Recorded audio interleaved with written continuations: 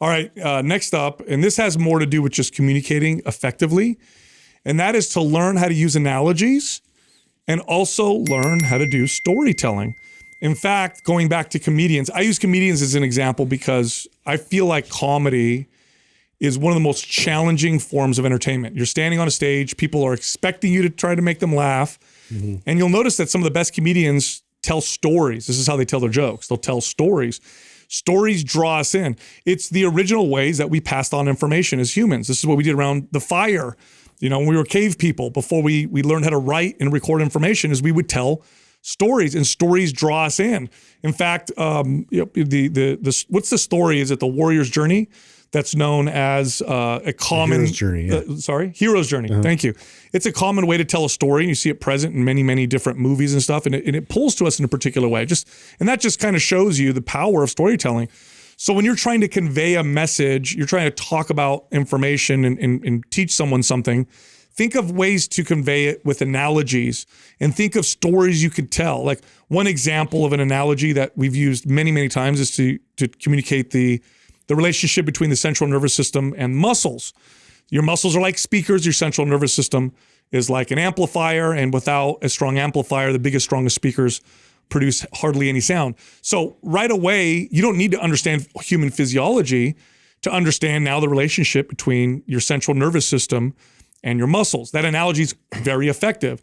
Storytelling is another way, right? Storytelling, I can tell somebody, hey, look, if you eat protein at the beginning of your meals, you're less likely to overeat. And then I'll say, I used to have this client, and I'll tell a story about a client who had trouble overeating, who did this, who then found that they lost, 7 pounds doing so or whatever, right? So storytelling analogies, very, very potent, time-tested ways of communicating effectively. Well, this is one of the key ways to make sure that you continue to communicate to your audience and not your peers.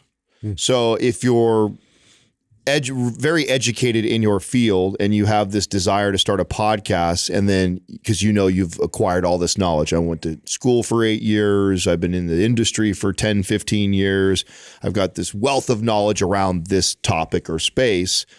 Probably the biggest mistake that person makes when they get into the podcasting space is this desire. And again, coming from a place of insecurity, they want to prove to the people listening how smart and credible they are. And so they speak at such a high level that they only attract a very small amount of people when they should be trying to grow their audience through normal people and help them understand all this complex information that you went to school and have all the experience for.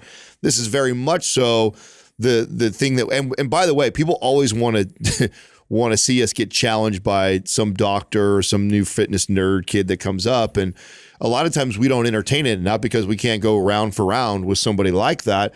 It's because we don't think it's doing much for our audience. It'll confuse the audience more times than not. That's right. It's like and we're far better off being, because most of all those studies we've all read multiple times and we understand them, and we understand how to communicate that to the average person so they can now take that information and apply it to their life. So keep that in mind. If you're someone starting a podcast and you consider yourself an expert in a field, that's great that you have acquired all this knowledge and that you're considered one of the best at what you do.